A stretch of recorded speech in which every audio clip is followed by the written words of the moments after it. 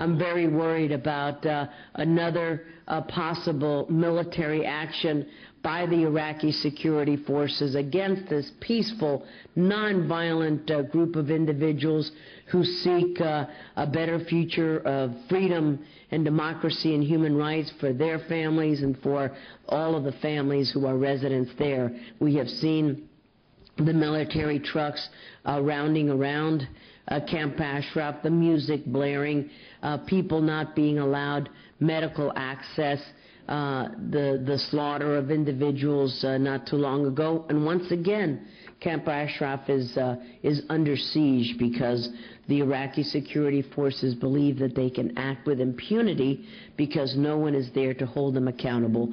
And I want to congratulate you for everything that you've done, for helping to bring attention to this plight so that every member of Congress understands what the Camp Ashraf residents are undergoing. It is, they're subject to torture in many ways, psychological torture, where you have those statements being beamed to them all the time, and there's no peace and quiet. It is 24 hours where they're subjected to these propaganda messages and other hateful acts upon the residents of Camp Ashraf. And I'm just very pleased that God has permitted me to be in a spot to help out on situations like we face with Camp Ashraf. And if there is another massacre at Camp Ashraf, those people who've been dragging their feet on this designation of the MEK as a terrorist organization will be responsible for the death of these innocent people. Those pulling the trigger may be the pro-mullah or Iraqi soldiers who are sent in to do the dirty work.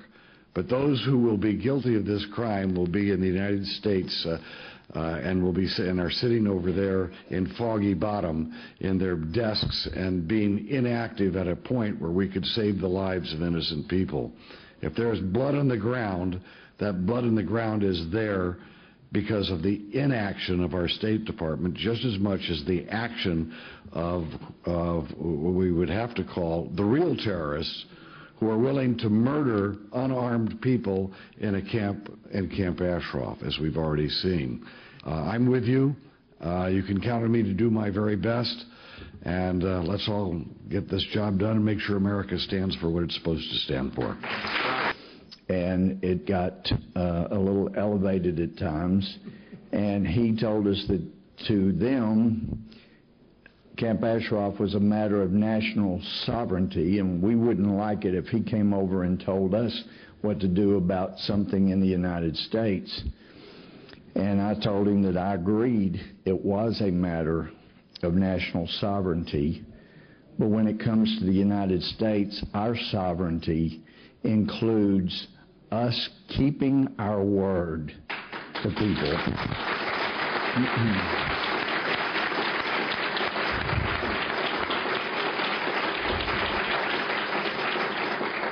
And I added, it also means making sure that people who made us in the United States as national sovereigns, made us promises, keep those promises, and that it is a matter of United States interest. We made promises to the people of Camp Ashraf. He made promises to us, and he himself made promises to the people of Camp Ashraf, and it was time to live up to those promises. That's of great concern. It is a matter of United States sovereignty that we keep our word to people whose security relies on us keeping our word. And I hope we can get the MEK off the terrorist watch list. That should have happened years ago. It really should never have been put on there. But even more important than that is making sure about the security and safety of those in Camp Ashraf. How can we as the United States expect anybody to take us seriously or to ally with us if we don't keep our word to those to whom we've given it. Well, I am here because the residents of Camp Ashraf are very much on my mind. This is such a critical time period, and we know that in Iraq, the President has said that Camp Ashraf would have to be closed. I cannot stand by and let that kind of massacre happen. As Saba Mojahed said last April, minutes before she died, together we will stand to the end for human rights, for freedom, and for democracy. So we must make sure that we do what we can to keep Camp Ashraf there and that we protect the lives of the refugees that are there. We must stand up for human rights. We must say that Camp Ashraf, that we have to extend the deadline for Camp Ashraf. We must protect the residents, and I promise you that I will stand by you in that effort. Maliki is a brute. He's trying to make a point. The United States of America needs to make a point back.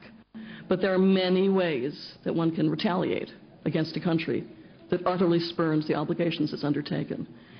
So indeed, it is in the power of Congress to do as they wish. And finally, let me just say one thing, which is, I think, the most important thing now, as the other speakers have mentioned, is to say loud and clear that the deadline has to be extended. As Mike Mukasey has said, it's a dead line. Thank you. Thank you. And the most important opposition group, as our studies indicate, is the Mujahideen of Khalq. Now, why do we say this? Because the regime says it. And what should one do?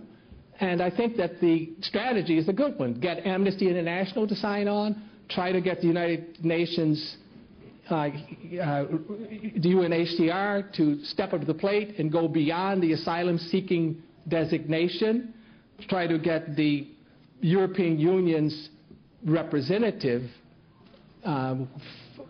for Camp Ashraf to make public statements. So the bottom line I see is that there's a need for more time and space to find a diplomatic solution. And as Mr. McComb mentioned, that you need time and space to work out the details. Hence, this December 31st deadline is really a non-starter. We're here, I think, at an absolutely critical time. We're at the end game, hooray, on the issue of Camp Ashraf. And I remember Dr. Tanter and I, several years ago, had a meeting at the National Security Council under the last president, where we raised our concerns about the fate of the people of Camp Ashraf. And we were told that the Prime Minister of Iraq had personally handwritten a note to the President of the United States saying that he would protect everyone in Camp Ashraf. And unfortunately, both Ray and I raised doubts about this, and those doubts, of course, came true. What we want is that the Iraqis postpone this hideous decision to close Camp Ashraf until the UNHCR does its work and allows that the people of Camp Ashraf are repatriated.